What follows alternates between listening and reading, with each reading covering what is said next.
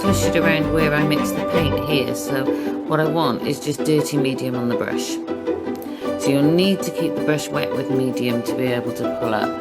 And then we can actually go into these grasses and start putting them in. And when you do grasses, you want a kind of a semicircular motion. So I'll just slow down here.